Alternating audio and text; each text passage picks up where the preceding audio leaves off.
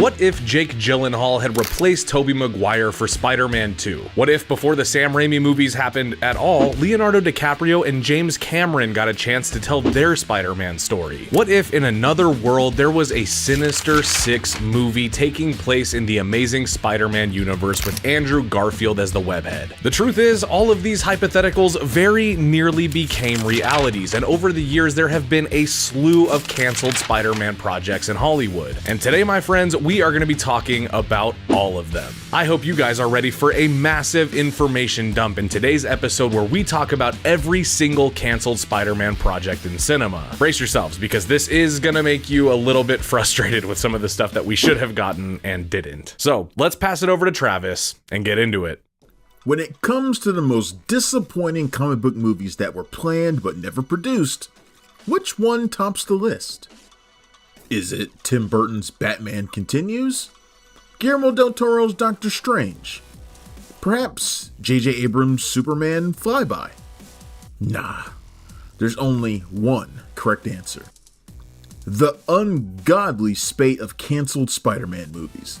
That's right, it all begins with Tobe Hooper and Joseph Zito's ill-fated attempt for Canon Films in the mid-80s. Followed by James Cameron's failed attempt to team with his Titanic star Leonardo DiCaprio to play the role of Peter Parker, before DiCaprio's good pal Tobey Maguire won the part for Sam Raimi. Then there's Sam Raimi's Spider-Man 4, a project that continues to fuel rumors more than 15 years after it was declared dead by Sony Pictures. Of course, with Drew Goddard's Sinister Six spinoff and Bad Bunny's El Muerto also being dead on arrival, the central question looms. What the f*** happened to every discontinued Spider-Man movie thus far?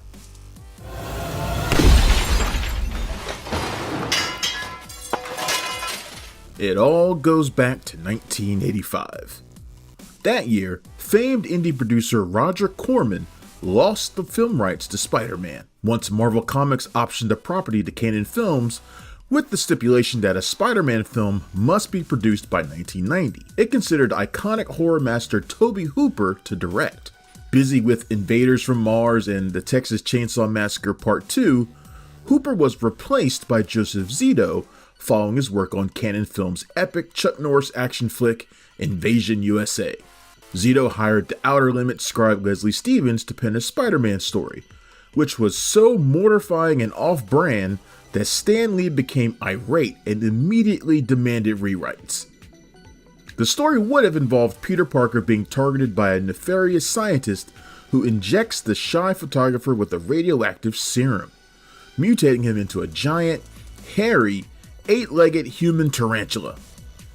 Once Spider-Man, under his hideous new visage, refuses to join the scientist's mutant master race, Peter Parker fights back and tangles with several mutated monsters inside a laboratory. For hardcore horror hounds, that treatment sounds heavenly. Alas, Stan Lee was so incensed about how Stevens defiled and bastardized his beloved comic book character that he demanded a new story be written. Canon caved and tapped Ted Newsom and John Brancato to write a new script, which featured a Spider-Man origin story. The plot concerned Peter Parker and his mentor, Dr. Octopus, who became deformed by the Cyclotron in an attempt to unlock the Fifth Force. Golan and Barney Cohen made a few script changes, and Canon allotted roughly $15 to $20 million for Zito to make the film. Although the film never reached the casting phase, Tom Cruise, a then up-and-comer, was considered to play Peter Parker. Bob Hoskins was reportedly considered for Doc Ock. Katharine Hepburn and Lauren Bacall were in the running for Aunt May, and Peter Cushing was considered to play a compassionate scientist. Meanwhile, Stan Lee expressed interest in portraying J. Jonah Jameson. Believe it or not, Superman tragically killed Spider-Man on the big screen without even realizing it. Canon's 1987 release of Superman 4, The Quest for Peace, was such a critical and commercial failure for Canon Films that it could no longer afford to produce Spider-Man at the agreed upon budget, slashing the cost to $10 million Zito left the project over creative differences. The film lingered in purgatorial limbo for the next 3 years, with less money and far inferior talent attached. The script became so unsalvageably awful that the movie could not move forward. Then came the promise of a James Cameron Spider-Man movie after Canon Films lost the rights. In 1990, Kuroko Pictures purchased the film rights to Spider-Man for $5 million from Menahem Golan. James Cameron, who delivered the mega hit Terminator 2 for Kuroko a year later, was hired to write, direct, and produce a much darker, grittier, R-rated version of the Spider-Man mythology. This occurred while Cameron was finishing True Lies, with Variety reporting that Cameron wrote a new Spider-Man screenplay. However, it was merely a recycling of the script Newsom and Brancato wrote for Canon Films with Cameron's name added.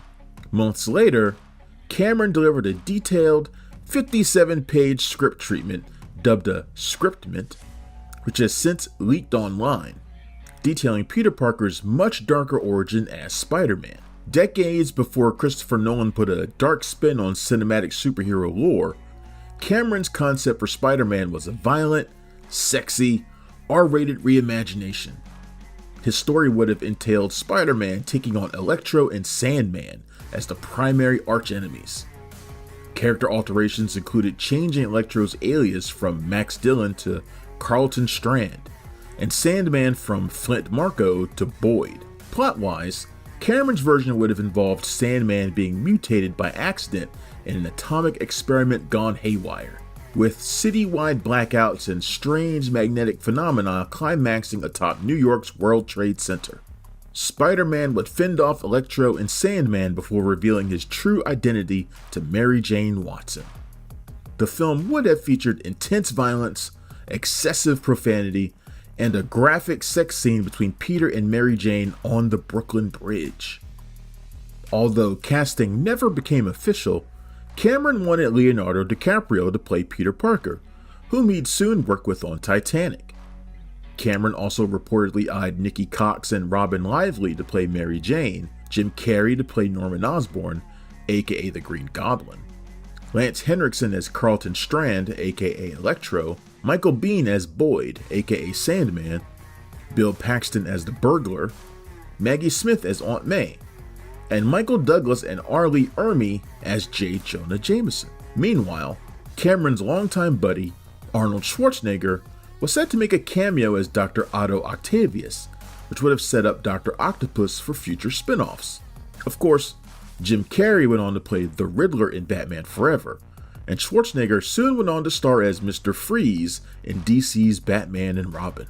Cameron's version of Spider-Man endured various drafts, while retaining elements from his concept and the Newsom-Brancato script. Ethan Wiley did a pass involving Peter embarking on a hallucinatory, Kafka-esque odyssey after being bitten by a toxic spider. Neil Ruttenberg wrote a draft involving a violent hijacking of the New York Stock Exchange. Writer Frank LaLoggia had an idea about a flurry of cash raining down on New Yorkers as a way to begin the story. Although Kuroko extended Golan's rights to Spider-Man through 1996, Kuroko went bankrupt and had to pull the plug on James Cameron's Spider-Man in 1992. A lengthy legal battle ensued in court, the boring details of which we'll mercifully spare you all. By 1999, Columbia and Sony Pictures Entertainment acquired the rights to Spider-Man, with Sam Raimi helming a successful trilogy with Tobey Maguire in the title role.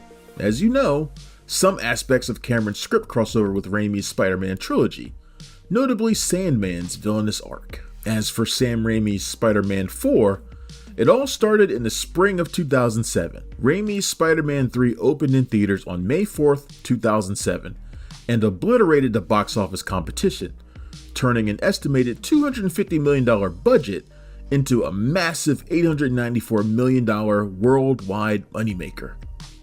Yet, despite the tepid reception from critics and fans of the first two franchise entries, Sony felt good enough about the economics to produce a fourth Spider-Man film. In 2008, development on Spider-Man 4 officially commenced, with Raimi attached to direct once more and the main cast slated to return to their iconic roles, including Tobey Maguire and Kirsten Dunst. In October 2008, Sony hired screenwriter James Vanderbilt to amend the script after David Koepp was contacted.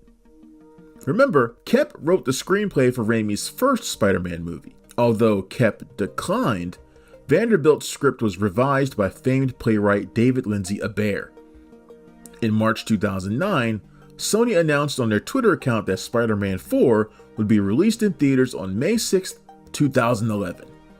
Shortly after, the film officially went into pre-production with Sony's blessing. By October 2009, Gary Ross was hired to rewrite the script. However, the main reason Spider-Man 4 never got made came from Raimi's deep dissatisfaction with the various iterations of the script and the lack of a compelling story.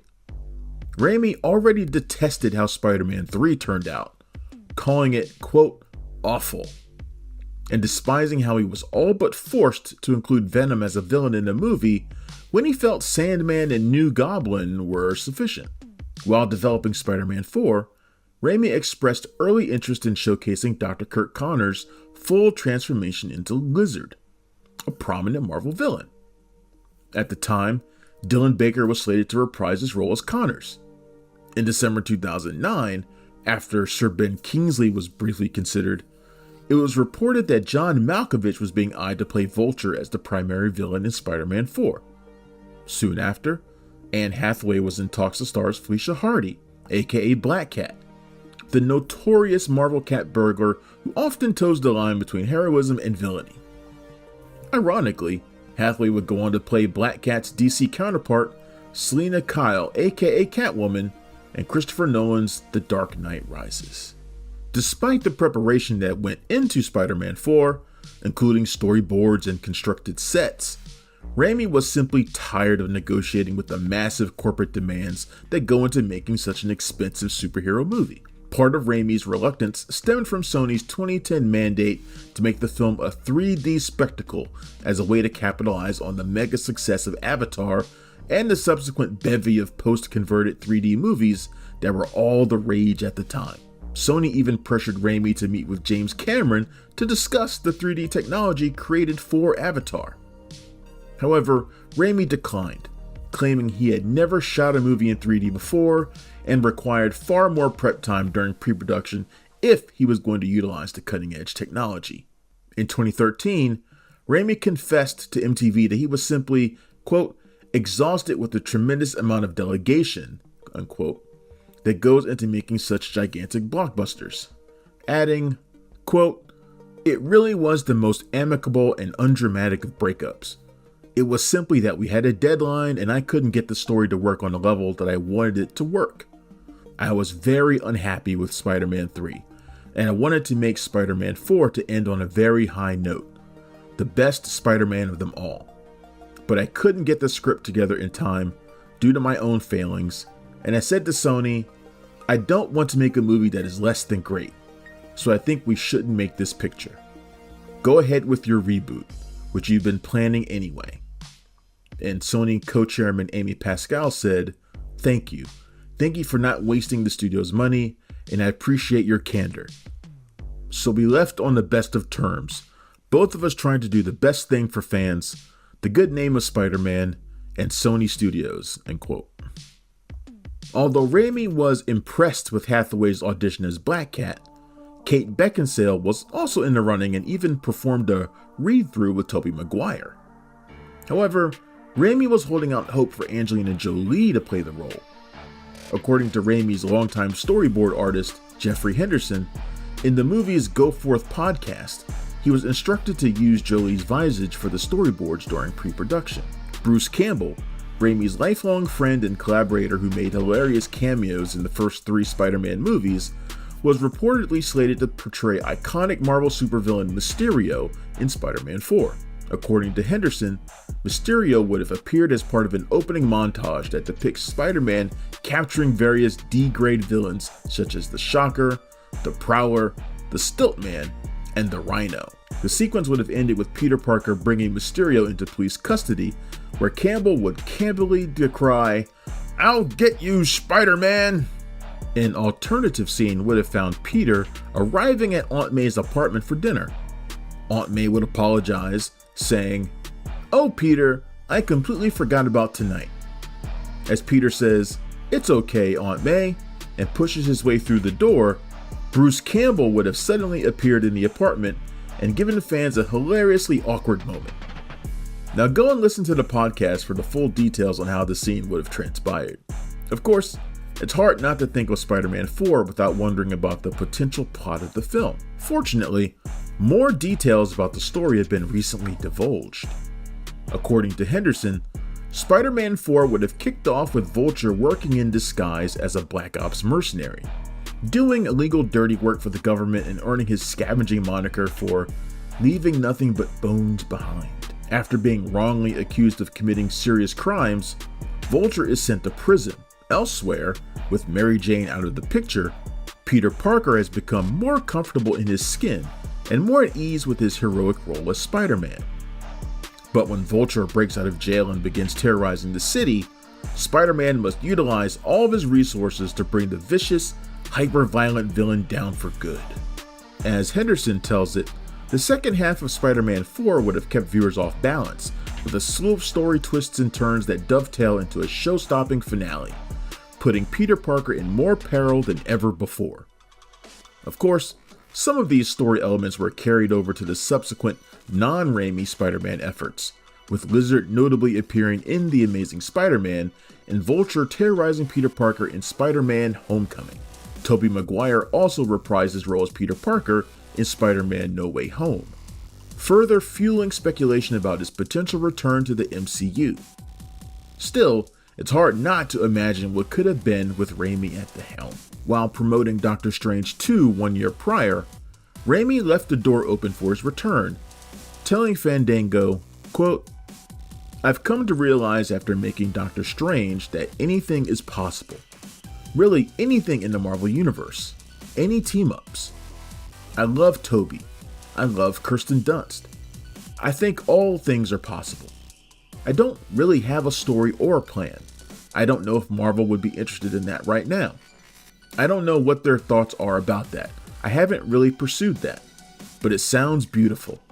Even if it wasn't a Spider-Man movie, I'd love to work with Tobey again, in a different role," unquote. In July 2023, Thomas Hayden Church, who played Flint Marko aka Sandman in Spider-Man 3, told Comic Book that Spider-Man 4 may still be in the cards, stating, quote, "There's always been some kind of, I've heard rumors, that Sam Raimi was going to do another Spider-Man movie with Tobey Maguire, and if that happens, I would probably campaign to maybe at least do a cameo," unquote. Despite rumors to the contrary, in April 2024, Raimi told Deadline that he has not yet begun work on Spider-Man 4 and has not discussed the project with Tobey Maguire. Okay, so the next canceled Spider-Man movie dates back to 2013, when Sony announced 2 follow-ups to The Amazing Spider-Man 2, with release dates for June 10th, 2016 and May 4th, 2018, respectively. Although the 4th film never truly got off the ground, Andrew Garfield was contracted to appear in the 3rd installment. Paul Giamatti also confirmed his return as Rhino in the 3rd movie, and Mark Webb was later announced to return as the director. A month later, Webb bowed out, and the script went through various iterations from different scribes, including Roberto Orci and Alex Kurtzman. Yet, once Marvel Studios and Sony partnered for a franchise reboot 2 years later, The Amazing Spider-Man 3 and 4 were abruptly dashed. There were also early discussions about a Black Cat and Silver Sable spin-off with director Gina Prince Bythewood attached, but nothing materialized. Later in 2013, Drew Goddard attempted to make the supervillain movie The Sinister Six for Sony. Conceived as a prequel to The Amazing Spider-Man 3, the story would have picked up immediately following the events in The Amazing Spider-Man 2. The plot would have followed Harry Osborn recruiting the most formidable villains in Spider-Man's Rogues Gallery, which changed the original comic lineup to include Doc Ock, Mysterio, Kraven the Hunter, Rhino, Vulture, and Green Goblin as the leader. Held over from The Amazing Spider-Man, Andrew Garfield would return as Spider-Man. Dane DeHaan would play Green Goblin, Paul Giamatti would reprise his role as Rhino, and in a casting change, Matthew McConaughey was recruited to play Vulture. While Venom was ultimately chosen as a spin-off instead, the Sinister Six was also designed as a potential spin-off to The Amazing Spider-Man. In the end credits for The Amazing Spider-Man 2, advanced weapons belonging to the villains listed above were unveiled, seemingly confirming their inclusion. However, Goddard expressed a desire to remain faithful to the comics and include original Sinister Six members Sandman and Electro. Yet, because the movie was conceived as a redemption story for Spidey's arch-villains, the expectation was that Peter Parker would hardly appear in the Sinister Six. Even so, Sony tagged the movie with a November 11th, 2016 release date. Sadly, when Marvel Studios launched a new Spider-Man franchise in 2015, the Sinister Six was postponed and eventually deep-sixed. In 2018, Goddard claimed his screenplay for the Sinister Six could still be used in the future. Sony's Amy Pascal admitted the studio had plans to use Goddard's script in some way, possibly in a Tom Holland Spider-Man movie. Alas, Pascal left Sony for Universal Pictures in 2019. Meanwhile, with the abysmal critical and financial performances by Madam Web, Kraven the Hunter, and Venom: The Last Dance, Sony halted all plans to produce more Spider-Man spin-offs that did not heavily feature Peter Parker, leaving the Sinister Six in the cold. Dead cold. Once the Sinister Six was nixed, Sony redirected focus to El Muerto, a minor Spider-Man character and masked luchador who begins as an enemy and ends up as an ally. Following his amusing performance in Bullet Train, Sony tapped musician and former professional wrestler Bad Bunny to star as El Muerto in an official Spider-Man spin-off movie. Introduced in the comics in 2006, El Muerto is the alias of Juan Carlos Estrada Sanchez, the son of a famous wrestler killed in the ring by the god El Dorado. After squaring off with Spider-Man in the wrestling ring and nearly unmasking the hero, El Muerto uses his superpowered wrestling mask to join forces with Spider-Man to defeat El Dorado. After greenlighting the project, Bad Bunny appeared at the 2022 CinemaCon to promote El Muerto for Sony. The film was slated to open theatrically on January 12, 2024.